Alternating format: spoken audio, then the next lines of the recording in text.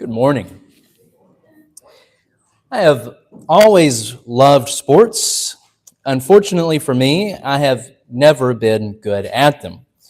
So not good at them was I that whenever I played Little League Baseball, our Little League had a rule that every player had to have 2 innings in the field and one at bat. And I always had one at bat and 2 innings in the field. It was always the last 2 innings and the last possible at bat. Not only that, but whenever I was sent out into the field, I was always put in right field, where the fewest number of balls would be coming in my direction. And if ever a left-handed hitter came up to the plate, our coach would step out of the dugout, shout across the field, "Jason, he's left-handed. If he hits the ball, it's going to be coming towards you," which is his way of saying, "Lord, please don't let him mess this up for us." Now, despite that, I had a number of Little League trophies that each said first place on them.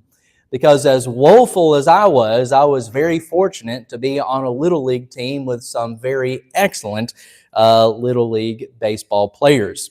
I contributed literally less than nothing. I had a negative WAR on my career, for those of you that are into baseball statistics.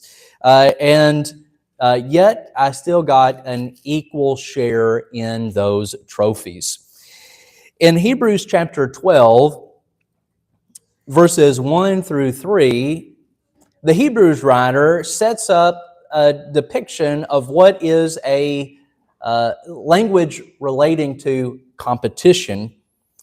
And we are very fortunate that we're not depending only on our individual efforts.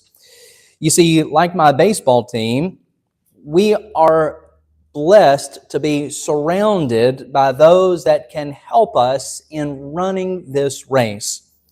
And if we want to grow internally as a church, we need to learn how to run the race. I've heard a sermon preached from this passage many times, and it's almost always directed at the individual, how you run the race.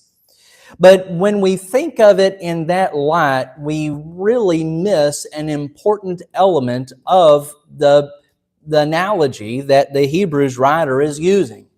Because the very first thing he says is, therefore, a logical conclusion of what just came before. And what just came before was an enumerated list of faithful individuals, heroes of faith throughout the Old Testament.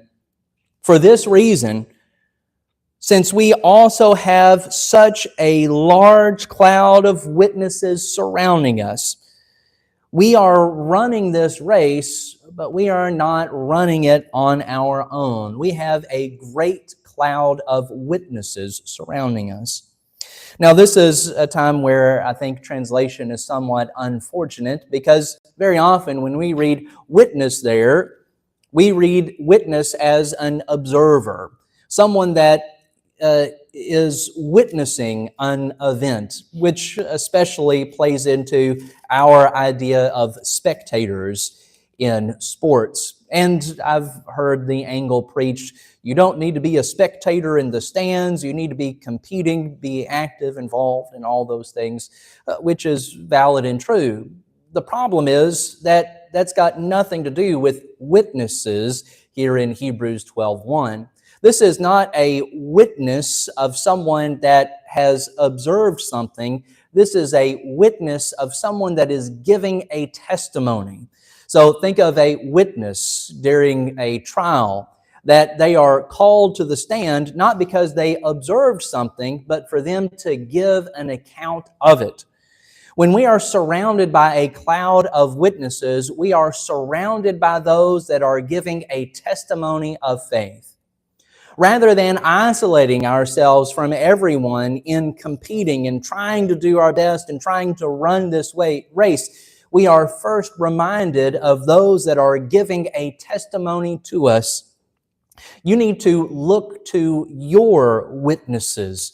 You need to look to those in your life that are giving testimony.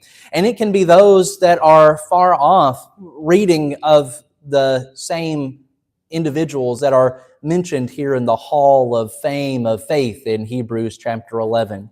It can be those that are mentioned elsewhere in the Scriptures. There's a bulletin board up just in the hallway next to me of individuals that were asked with describing some of their heroes, individuals that they would like to meet from the pages of Scripture. And there is a real value to that, because whenever we read even of these heroes of faith in Hebrews chapter 11, what we find is that none of them are perfect. In fact, many of them, despite their displays of faith, are also well known for their very horrendous failures. We are surrounded by a cloud of witnesses, and the testimony that each one of them is giving is that we are not ourselves sufficient. We cannot do and accomplish what needs to be done on our own. We need our brethren, but we also need something beyond that. It's not just the witnesses that are far off, though, that we can look to, but the witnesses that are nearby. Those that have had a profound impact in our life, those that are meaningful, important, and valuable to us, those that are leaving an example that we are able to follow, ones that give a good testimony to us of what the life of a faithful Christian looks like. Identify who those individuals are. It's going to be a mix of those that are near, those that are far, both in terms of space and time. Those that are more recent, those that are much older, those that are in a nearer proximity to us, those that are further away. But don't underestimate the value that these witnesses, these that are giving testimony, can have in your life. The counterpart to that is live your life in such a way that you can be a witness to someone else, that you can give testimony to someone else in terms of obstacles that you have overcome, successes that you have experienced, or even just your presence, to know that there is someone devout on the side of those that are facing and enduring hardship. At different points in our lives, with different people in our lives at the same time, we are called on to give attention to the testimony that they are giving, or to give testimony ourselves. Now, that's one of those words that makes us feel a little uncomfortable in the Lord's church, right? We don't talk about testimony. That's what those other people do. But as I've said before, we cannot let what other people do wrong scare us away from doing what is right. And the word that means to give testimony is employed here by the Hebrews writer. We want to make sure that we do it the right way, not the wrong way, but we still are called on to give effective testimony with our words and our lives to those that we have a sphere of influence in our lives. Now, the Hebrews writer continues, "Let us lay aside every hindrance and the sin that so easily ensnares us." Whenever I was not good at baseball, I really wanted to be good at baseball. My wife, who for whatever reason has never seen bad in me, would hear me talk about how poor I was at baseball and sports in general, and she would never believe me. One time, I think after we were married, that she decided she was going to put this matter to rest and ask my mom. And so we're in visiting one time, and she asked my mom, was he really as bad at baseball as he says? And my own mother says, well, he wanted to be good. If your mom won't lie for you, I don't know who will. But I did want to be good. I desperately wanted to be good. And one of my teammates said to wear ankle weights as I was going around, make me move faster, feel lighter on my feet. I don't know that it really accomplished anything, but for a brief time, shortly after I would take the ankle weights off, it did feel lighter. I felt like I was unencumbered, and then I could see everyone as they were finishing their laps instead of being lapped myself, right? We are running in a race, and rather than letting ourselves be encumbered, rather than letting ourselves be hindered, we have to be proactive in setting those things aside. So many of the obstacles that we come across in our lives as Christians are self-inflicted, are placed in our own way. And we think that it is some sort of accomplishment to climb over those, to clamber around them, when the preferential solution is to set them aside before they become a problem for us. We cannot run while weighed down, and we cannot compete our Christian race hindered either. Now, when the Hebrews writer says to lay aside the sin that so easily entangles us, there are one of two senses in which we can understand this.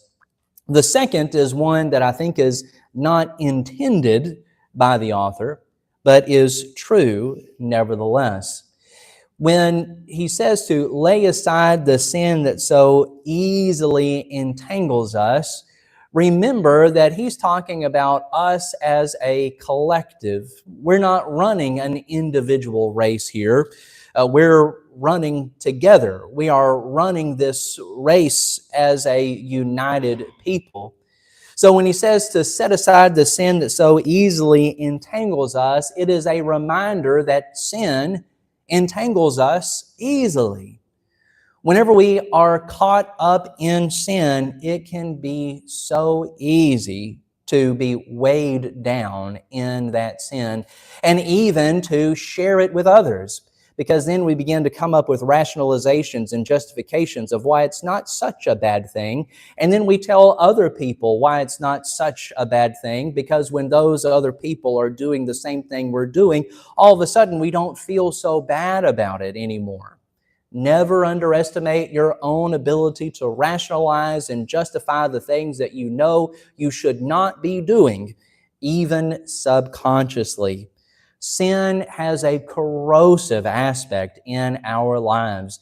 It seeks to destroy us, and sin is spoken at times in an almost personified way, like in Romans chapter 7, as if sin is this parasitic life within ourselves, and that it is seeking to destroy us from within.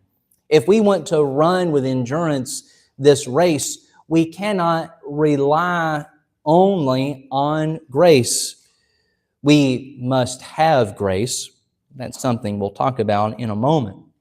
But if we refuse to set aside the sin that entangles us, we are pulling ourselves away from the benevolent influence of our God and allowing ourselves to become once again entrenched in the sin of the world. The second that I made reference to is the individual sense that this verse is often applied. And while, as I said, I do not think it was the force of meaning that the Hebrews writer had, it is true nevertheless. I think that the force of meaning the Hebrews writer had was to talk about sin in the collective for all of us in a generic sense. But as an individual, there is a sin that easily ensnares you. And that sin is not necessarily one that is shared by your brother or sister. There are some sins, some temptations that are just more appealing to you than to someone else, to me than to you. We are not all tempted by the same thing and in the same way.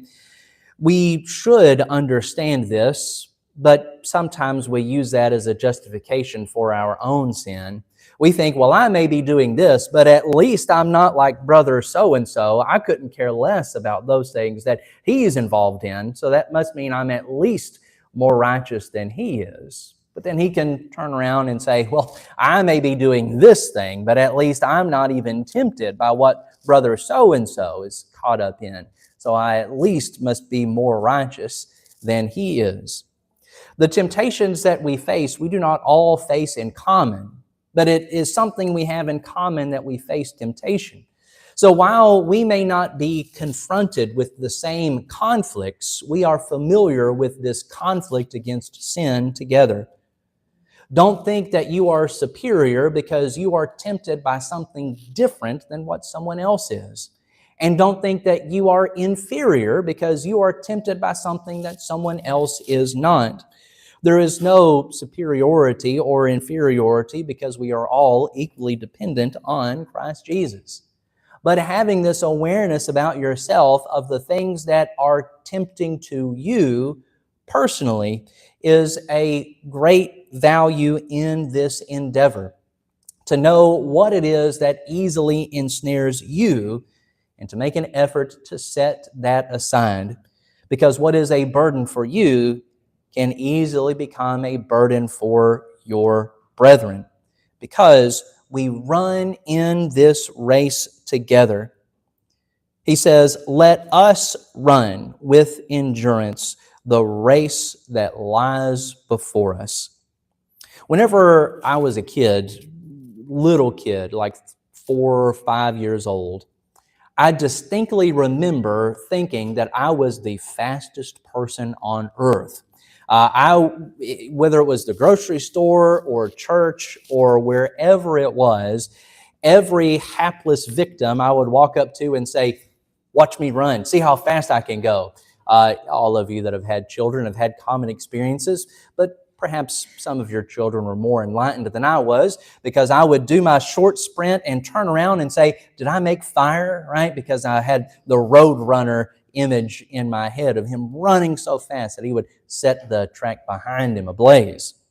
Now contrast that with my current self, and if you ever see me running, call 911, because there is either a murderer or a rabid animal that is chasing after me. I do not want to run. I have great appreciation for the people that run long distances of their own volition. I will happily give those people water. I have no interest in doing the same myself. But if we are to set in this task together, we need to be cognizant of the fact that the race requires endurance. Whenever I was a child and enjoyed running, being an adult now and hating running, I'm the same person. I did not become a different entity altogether at some point in the last 30 whatever years. But something about me changed. Things are going to change about you from day to day, year to year, different stages in your life. Some days are going to be harder. Some days are going to be easier. But we have to run the same race whatever day we are in. Each task and each day is not the same challenge. And we think that growth means that we're going in a straight direction this way. But that, unfortunately, is not always the case. Some days are just harder. Sometimes we know exactly why they're more difficult. And sometimes we have no idea why they're more difficult. But we have to be able to acknowledge that running with endurance means that some things are going to be hard and difficult. Answer this question for yourself honestly. Is it just as easy to come to church every week, every first day of every week of every year. Some days require a little more self-motivation than others, do they not? Sometimes you didn't sleep well the night before. Sometimes you had a bad week at work. Sometimes you've been getting over a challenge of health or whatever. Sometimes you're just not feeling yourself and your best. And it's easy to stay home those days. It's easy to not get into the race those days. But we have to will ourselves anyways, because we have to run with endurance the race that is set before us. If there were not challenging days, we would not have to run with endurance. And you will have those days when it is more challenging, and that should not be to your shame. That doesn't mean that it is justified to give in to those challenges. But the fact that we are being challenged means that we are putting forward an effort. I'll tell you for my own self, some sermons are more difficult to write than others. Sometimes, and I don't just mean in the technical sense of trying to craft words together in the right way and order. I mean that sometimes I feel more weary, and the task of trying to put something together that effectively communicates divine and eternal truths is more taxing than others. But whatever challenge it is, whatever obstacle we have to face, we must run that with endurance. Sometimes it's going uphill, sometimes it's on level ground, and sometimes we get a little bit of downhill. Some victories are exhilarating. Some feel like just surviving. But we need both. And to finish the race, we run with each other. Let us run with endurance. Context is a wonderful thing. And very often, whenever I see this passage being cited, whether it's a meme or printed somewhere, there are some key words that are missing. It's often quoted, run with endurance the race that is set before us. How is that different than let us run? At least in English, when you say run with endurance, the implication there is a second-person imperative, that you are telling someone what to do. But the Hebrews writer does not use second person. He doesn't say you run with endurance. He says, let us, third person, in the collective, run with endurance the race that is set before us. We're not trying to beat our brethren. We're running together with them. Some days you are more burdened than your brethren. Some days you are stronger than your brethren. You can carry various loads at various times. Those exhilarating victories, those surviving victories, the failures. Whatever point in your life you find yourself in this moment and next month and next year and in the next decade, we are tasked with running this race together, and in so doing, become stronger collectively as a church. Now, running the race together means that we need to run the right way. We need to run with endurance the race that is set before us. There's a path that we need to take. For all my failures as an athlete, one thing I never did was run down the third base line instead of the first. I always at least knew the right way to go, as infrequent as I trod that path. But that's not always been the case for everyone. And I'm not just talking about your T-ball children when they run down the third base line and everyone laughs and they get directed the right way. But even in times when the disaster was pretty significant, And there was a Colombian soccer player, Andre Escobar, that in the 1994 World Cup scored a goal against his own team and ended up being murdered for it. We want to make sure that we don't sacrifice the path just to stay with the pack. We can feel like if everyone runs in the wrong direction, that we can make them better if we just stay with them, regardless of what it does to ourselves. We cannot run off of the path of the race that has been set before us and be a benefit to anyone. And I understand the reasoning. I understand the impetus to do this, that we want so desperately, so badly for those people in our lives that are asunder from Christ to be closer to Him, that we feel like we can be something of an intermediary. We can move away from Jesus and closer to them and bridge the gap. But we don't bring those people any closer to Jesus. We just move ourselves further away from Him.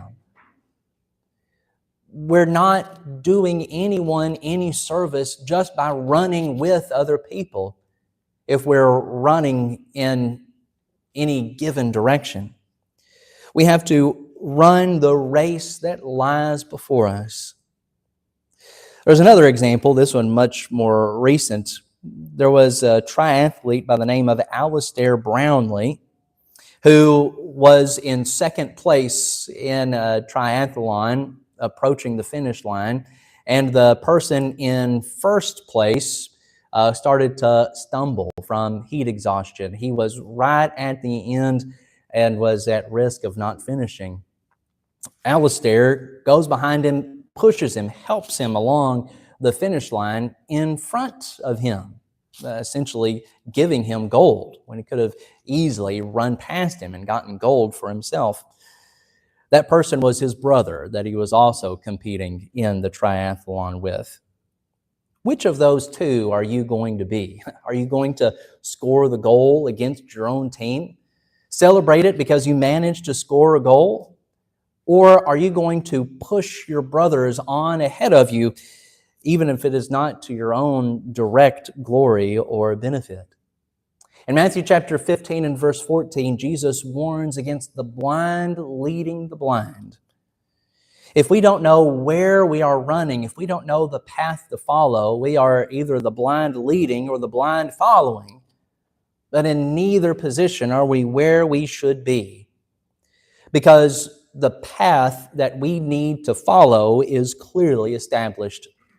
In verse 2, the Hebrews writer says, keeping our eyes on Jesus, the author and perfecter of our faith, who, for the joy before him, endured the cross, despising the shame, and sat down at the right hand of the throne of God.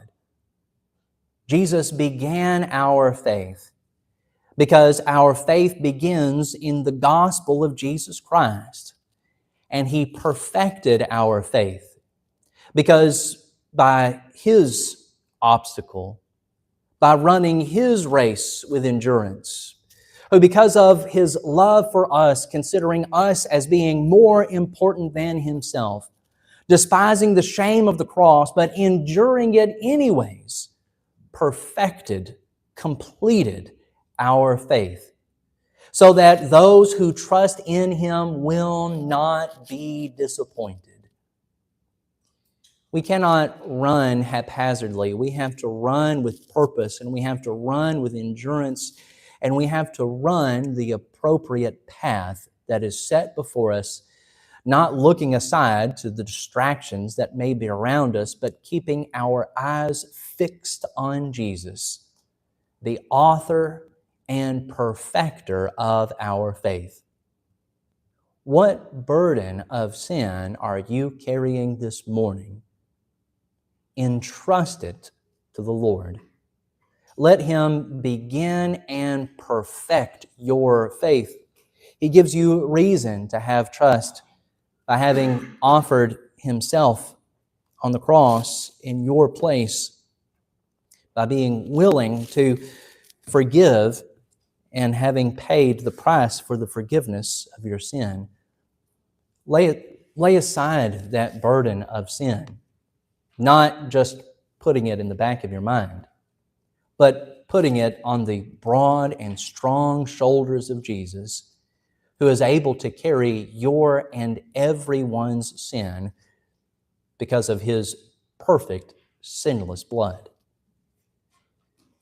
It may not be a burden of sin that you carry, but a burden of your mind, a burden of your heart, a burden of your body.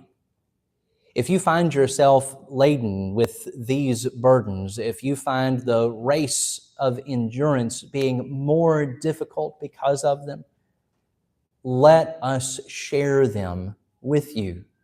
We cannot take every burden away from you, but every burden that we can, we want to make it easier for you to carry the ones that you can only carry yourself. If you are bearing these burdens, if you desire to put Christ Jesus on in baptism, or if you need your brethren that you are running this race with to pray with you and to pray for you because you need to be restored to that body to get back in the race, there is no time that is better to make that known than right now. If you are in need of any of these things, or if there is any way that we can serve you, please give us the opportunity to do so in whatever way our God has equipped us to serve you to your benefit and to his glory, making yourself known in whatever way is comfortable for you as we stand and as we sing.